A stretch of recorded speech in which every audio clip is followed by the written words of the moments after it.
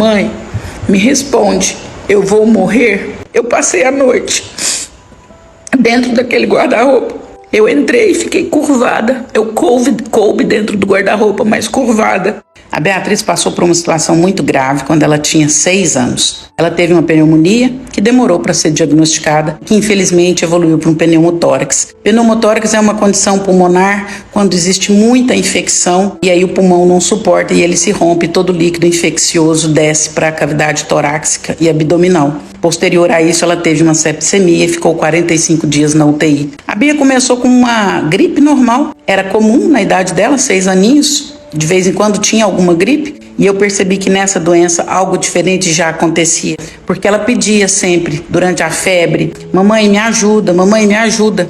Infelizmente eu passei por 3 médicos e não foi diagnosticado a pneumonia. No terceiro médico, eu como mãe pedi, falei, doutor, por favor, tire um raio-x, faça uma tomada radiográfica para a gente ver o pulmão dela. E ele me questionou, ele falou, mãe, não tem necessidade, ela não tem secreção de vias aéreas, o pulmão está limpo, não tem necessidade de expor sua filha ao raio-x. Foi quando eu pedi, doutor, eu preciso e eu quero, e eu me responsabilizo. Quando vem o resultado do raio-x, nós temos um pulmão 100% tomado pela pneumonia e o outro pulmão 70% comprometido. E aí começa a nossa dor, porque a gente percebia que a doença já estava num estágio muito grave. Inicialmente a Bia foi internada, infelizmente no terceiro dia ela começou a chorar de madrugada e começou a gritar com uma dor no peito e dizia, mamãe me ajuda, mamãe me ajuda. Rompimento pulmonar com líquido pleural entre as vísceras. Os médicos me chamam, me dão o diagnóstico, informam que ela precisa ir para a UTI.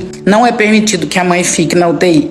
Naquele momento, um desespero tomou conta de mim. Ela olhou para mim e disse, mamãe, você vai para casa? Você vai conseguir dormir? Eu falei, minha filha, claro que não. A mamãe não vai conseguir dormir imaginando que você está aqui sozinha.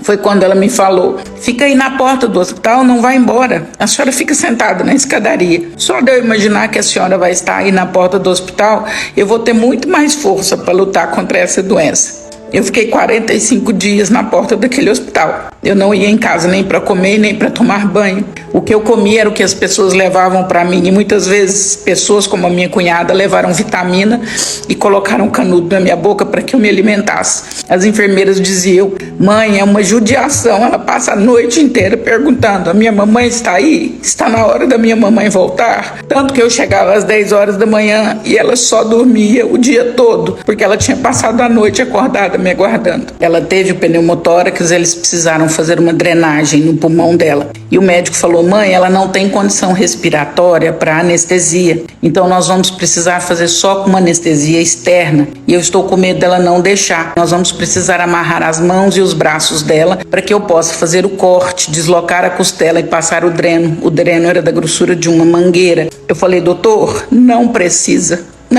amarrar. Basta o senhor permitir que eu esteja junto no procedimento, eu vou conversar com ela. Nós duas vamos suportar juntas. E o médico falou, vamos iniciar o procedimento. E eu expliquei tudo para ela. Minha filha, vai acontecer assim, eles vão cortar, vão deslocar a costela, vão passar um cano e nós duas vamos suportar, porque você precisa para que você melhore. Ela falou, você segura na minha mão, mamãe? Eu falei, claro que eu seguro. Quando os médicos faziam o procedimento, as lágrimas escorriam pelos olhos dela, mas ela não mexia.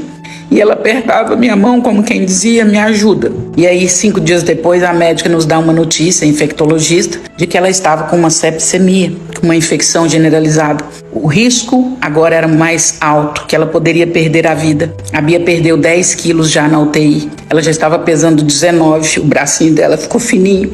Lá por volta do 16º dia, a médica nos procurou e falou, pais, nós vamos precisar fazer uma transfusão de sangue. Talvez seja a última esperança dela. Ela não sobreviverá se não fizer essa transfusão. Ela falou, vamos fazer durante a madrugada, porque é um momento mais tranquilo aqui na UTI. Naquele dia, novamente, às 10 horas da noite, eu fui me despedir da Beatriz, porque todo dia às 10 horas eu tinha que ir embora.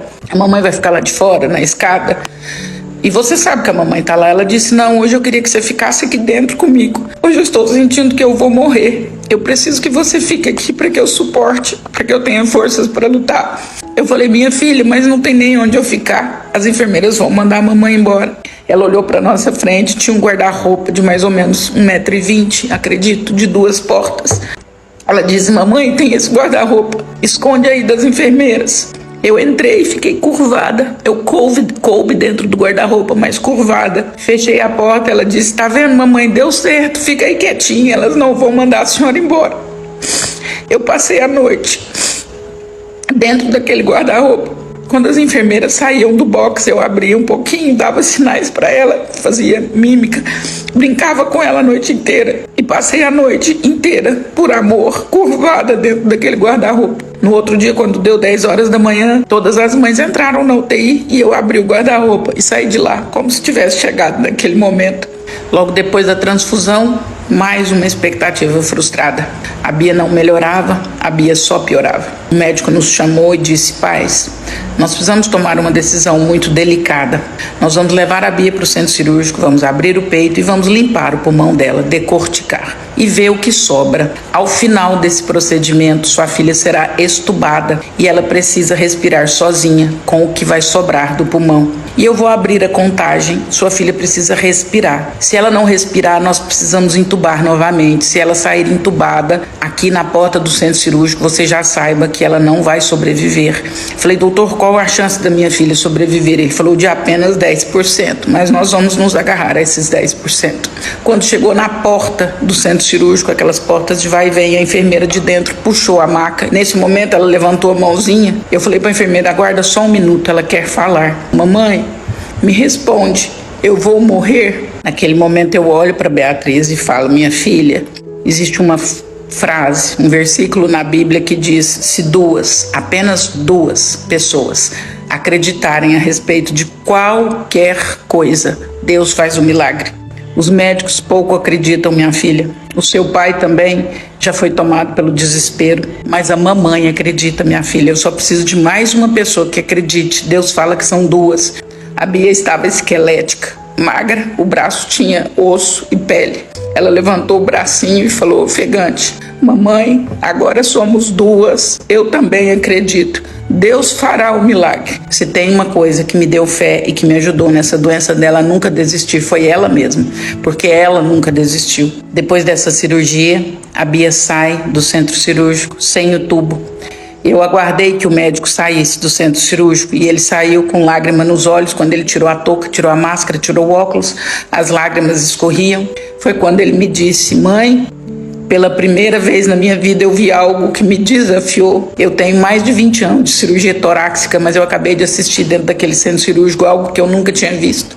Ele falou, mãe, eu contei 1, 2. Quando eu falei 3, a sua filha, com um pouco de pulmão que lhe restou, a sua filha puxou o ar com tanta força. Ele falou, eu acabei de assistir um espetáculo de ânsia pela vida. A Bia faz agora, dia 15 de janeiro, 18 anos.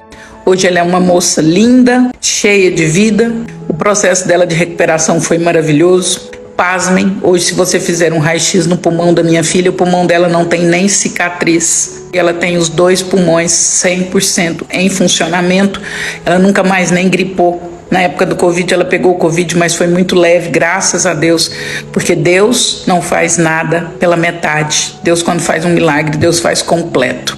Não desanime, encha o seu coração de esperança e você vai assistir o milagre acontecendo também na sua vida.